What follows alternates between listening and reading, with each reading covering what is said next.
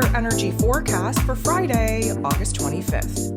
So today we have the moon in Sagittarius all day. Of course, we had the moon shift out of that Scorpio energy into Sagittarius energy early yesterday morning. And of course, we dove right into the first quarter moon in Sag.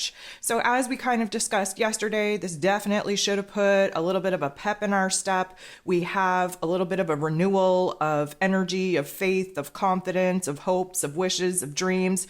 We're starting to focus on the silver linings, on the bigger picture, on what it is that we actually want to pursue. And again, we're using confusion and frustration of our current situation and circumstance as fuel to fire us up, to keep us going, to push us to actually confront the issues that we need to confront in order to actually resolve them so that we can be freed up, clear to move on. Of course, when these planets start going direct, we're not moving anywhere's new, anywhere's fast, anytime soon. We have a mess to clean up. We have details to sort out. We have conversations to be had. We have ideas that we have to kind of mull over. And all of these retrograde planets are helping us do just that. So today we have 10 different aspects here today. 9 of them are going to involve the moon, and the one that doesn't involve the moon is an interaction between Venus and Mars. So we'll definitely be talking about that when we get to that particular aspect in the run of the day. But very, very interesting dynamic kind of playing out between the feminine and masculine energies. So we might feel a little bit of a bump in the road, but again, we'll cover that particular aspect when we get to it. So we start the day off with the moon in Sag interacting with the North Node in Aries energy. And of course, this is an interaction that's going to illuminate for us where it is that we're percolating on certain choices, certain decisions, certain paths, certain directions, basically trying to figure out what is calling us, what is pushing us, where it is that we're starting to see that one choice, option, path, and direction is more favorable than the other. And of course, hopefully, many of us are choosing growth, healing, change, transformation, which of course is going to break us away from the path, the wounded path that we've been walking, and of course put us in a position to see things a little bit differently. The moon in Sag is a great, great energy for us to see a different perspective, acting as the observer, seeing the greater, grander whole, and of course the smaller little bits and pieces and details that make that grand picture up. So the moon goes ahead semi-squares with Pluto, the great transformer himself, who is retrograde in this Capricorn energy, trying to help us collapse old routine systems, structures, connections that, of course, are blocking us, hindering our progress, our process, and moving forward. The moon interacting with Pluto in this way doesn't quite feel as nice as we would like, because of course we have to sit in the tension and the conflict where it is that we feel blocked and challenged and restricted in order for us to boss up, for us to take our power back, for us to understand what it is that we actually have control over, and of course percolate on the options and opportunities that we have to bust away from said challenges, obstacles, and blockages. The moon will then trine, beautiful interaction, with Venus, who of course is our goddess of love, beauty, worth, pleasure, and money. She's still retrograde in this Leo energy, the heart and soul of the zodiac. She is digging herself out of this hole though, and in the process figuring out what she's going to change the minute that she reaches the surface. She's been in this dark pit. Now she's climbing out, and on her way up, she has a new lease on life. She knows that when she gets to the surface, she has some major changes that she has to make, that she has to implement in order to stabilize her life, in order to create a realm and reality that is happy and joyful and safe and secure and supportive of the new version of self. And of course, the new ideas, the new passions, the new dreams that she's realized that she had when she was withering away, waiting for somebody to come save her when she was in the deepest, darkest part of the pit. But this is actually a good interaction, which means that we are building ourselves up. We are seeing the silver linings of having this little time out in this retrograde in order to rest and reflect and sit in the tension, sit in the conflict, because that's how we realize what it is that needs to change the most. So we are picking ourselves up, we're drying ourselves off, we're reminding ourselves of the new ideas, the new visions, the new dreams that we desperately want to pursue. But of course, we have to get out of this dark pit before we can take any kind of action, make any kind of moves moves in order to align with this new path, dream, and vision that we are looking to manifest and bring to life. The moon is then going to interact with Jupiter. Jupiter rules over the Sag energy. So again, anytime we're interacting with the ruler of the energy that the moon is in, this kind of packs a different punch. Now, granted, Jupiter, he's about growth and expansion, beliefs, abundance, blessings. He's the spiritual wisdom that we've accumulated from the tough love life lessons thrown at us through our lifely experience. And of course, Jupiter being in this Taurus energy is giving us a very low and slow opportunity to change our physical realms and create new opportunities and really kind of redefine what our goals actually are. But this particular interaction, putting us in a observational type of energy so that we can see what our choices are. The thing is that we have different plans and goals and visions and dreams than we did back in May when Jupiter first entered into Taurus. And because we reached this peak precipice of change, of retrogrades, of transformations, of elements being brought to our attention of what it is that we're no longer in alignment with, we really do have to kind of step back and see what it is that we were pursuing and whether or not we still have a passion to pursue it. Now, keep in mind, Jupiter will be joining this retrograde gang here in September. We'll cover that when we talk about September's energy forecast. But here's the thing. Right now, we're stepping back to kind of observe whether or not we want to continue to push forward in this path, whether or not we're still passionate enough to actually see these challenges and obstacles through. And if you decide that you're no longer inspired or motivated or determined in order to bring that old dream, that old vision, that old goal to life, that's okay too, because that indicates growth. So what we're getting here is an opportunity to see, maybe I need to kind of see if there's a different alternative. Maybe this path isn't doing it for me, but maybe a close path to what it is that I'm trying to accomplish would be a better path for me to pursue. The moon is then going to interact with Chiron, the wounded healer, who is retrograde in this Aries energy. They're trining, so this is a beautiful interaction. And what we can gather from this is that observation that we just took about our lives, our options, our opportunities, what that's offering us is an opportunity to grow, to heal, to bust out of the old version of self and start anchoring in this new value, this new priority, this new dream, this new vision, this new goal. Now, here's where things get a little bit bumpy, a little bit sticky. Venus, the goddess of love, beauty, worth, pleasure, money, who is retrograde in this Leo energy, is going to semi-square, creating tension and conflict with Mars. Mars is the god of war. He rules over our physical energy, our drive, our passion, our desire, even our anger. Now, Mars is at the tail end of this Virgo energy because he's moving into Libra energy on the 27th. So he's at the very, very last critical crisis degrees of this Virgo energy, wanting to, again, fix, heal, solve, and resolve a lot of the issues that we are addressing taking place in our physical realm.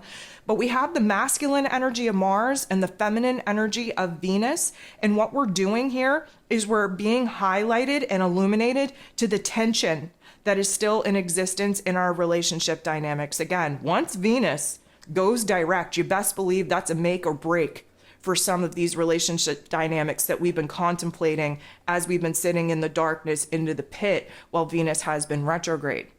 So we're not satisfied with our current state of being. Our heart space doesn't feel fulfilled. Our passions and desires feel a little bit confusing. We're lacking the fire energy that we actually need in order to kind of make a change and make that transformation, to cut people off or clear things out. And therefore, we're kind of butting heads with our own selves. We have this part of us that just says, you know what, we're going to go with the flow. We're going to take the hints and the clues on how it is that other people are kind of, interacting with us, responding to us, coming at us. We're going to kind of see from that particular energy where it is that we stand in their lives. But then there's this other part of us that's like, you know what, screw letting other people dictate the position that we're going to take in other people's lives. We're the star of the show here. We're the ones that need to take the lead. We're the ones that set the tone. We're the ones that's going to cut people off if they're not going to boss up and meet us halfway.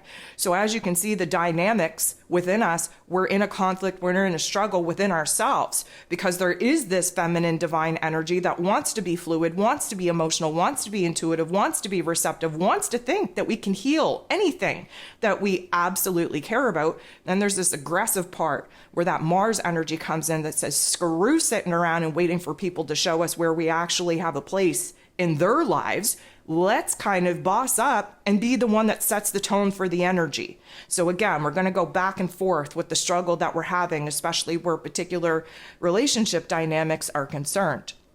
The moon is then going to interact with Jupiter. Again, this time, positive interaction.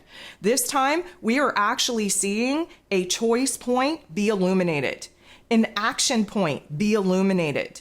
Now, a lot of this is because we do feel with the moon in Sag that anything is possible. That's both a good thing and a bad thing. It's a good thing because we really do want to open up our mind to understand that we are not going to let our current circumstances dictate what is possible for us. But it's also a bad thing because believing that you can do anything is setting yourself up for a lot of disappointment when you realize that it's going to really test you and put you in a different version of self. And realistically speaking, we never truly align and achieve what it is that we dream is possible for us. And so again, as I've been kind of talking about, the Sagittarius energy illuminates what is possible, the big, great, grand picture.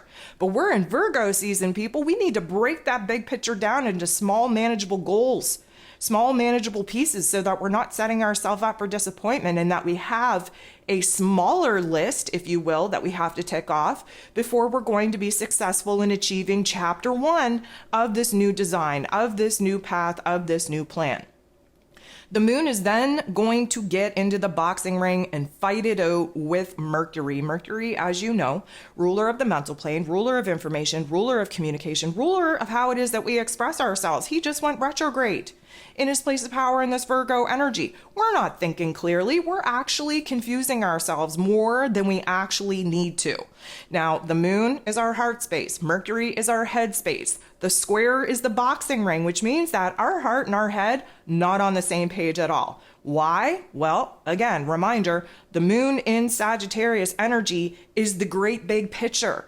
The Virgo energy is the smaller pieces needed in order to actually make up the big picture. So here we're having an emotional, I'm going to say, situation or circumstance where we're just dreaming the biggest dream, where we just are just letting ourselves go with the possibilities. And Mercury, retrograde in Virgo energy, is like, oh, okay, that's great. You're projecting yourself, first of all, in the future, where you have no business projecting yourself until we clean up the mess of the past. And then secondly, you actually believe that you can achieve the greatest dream that you could ever dream without actually focusing on the smaller pieces of the day-to-day routine that needs to get you there. So there is this kind of like distaste, if you will, coming from Mercury, where it's kind of like, you know what, like you got some kahunas on you to think that you can just dream up, conjure up this big vision and actually just on a hope and a wish think that you're going to get there without putting in the hard work, day-to-day life of building the systems, routines, foundations, and structures that are actually going to support this great big vision, this great big dream. So out of that, the moon goes ahead and interacts with Saturn. Saturn's the lord of karma. He's retrograde in Pisces energy. He's trying to deconstruct our beliefs. He's trying to really help us heal. He's trying to show us where it is that, guess what? You can dream the greatest, bestest, biggest dream possible. But if you are not in alignment with your belief system, if you're not in alignment with the supportive narrative, if you're not in a perspective that absolutely supports you being able to align with what it is that you're trying to manifest, then none of that is going to happen. And so Saturn's here to kind of show us where it is that we have to get real, come back down to earth a little bit of a bitch slap of reality, bitch slap of truth, where we have to get real with ourselves and actually understand that until we get the inner dialogue, the inner narrative, until we get the belief system, the structure in place, we're not building anything. We're not manifesting anything. All we're doing is looping through past circumstances, past events, past experiences, because that is all our inner dialogue and belief system is supporting right now, is the fear, the pain, the trauma, the excuses of why it is that we haven't been able to do what it is that we want to do. And therefore we need to revamp that so that we can free ourselves from that looping behavior and actually align with the vision and a dream that we believe not only we can accomplish, but that we're worthy of, that we're deserving of. And that is where the belief system definitely needs to be restructured. The last aspect we have here today is the moon interacting with Uranus. So Uranus is the great awakener. He's in Taurus energy. He's coming to a point where he's preparing to retrograde as well. We'll have those retrogrades take place here next week. And in this particular instance, this dynamic, this aspect is not providing us with the clarity, not providing us with that aha moment, that epiphany, that awareness. What it's doing is kind of pushing us into a state of confusion so that we can open up our minds to adopt different ways, different methods, different situations and circumstances to go about doing the things that we haven't been successful in doing thus far. So here's the thing. The Taurus energy that Uranus is in, that's the physical realm. That's the physical body. That's the physical circumstance. That's your routines. That's your relationship. That's your money matters. That is your egoic realm avatar's, domain, if you will. Well, the moon in Sag is just trying to hype us up to break free of some of the attachments, restrictions, blockages that are holding us back from actually making a spontaneous change, shifting our perspective, shifting our path and our direction. So what we're getting here is an opportunity to observe the friction, the tension, the conflict, where it is that the confusion is alive and well, where it is that we are not gaining the kind of breakthrough, the kind of clarity that we've been hoping for. And that should be a good realization on what it is that needs a little bit more of our time, energy, and attention in order to resolve.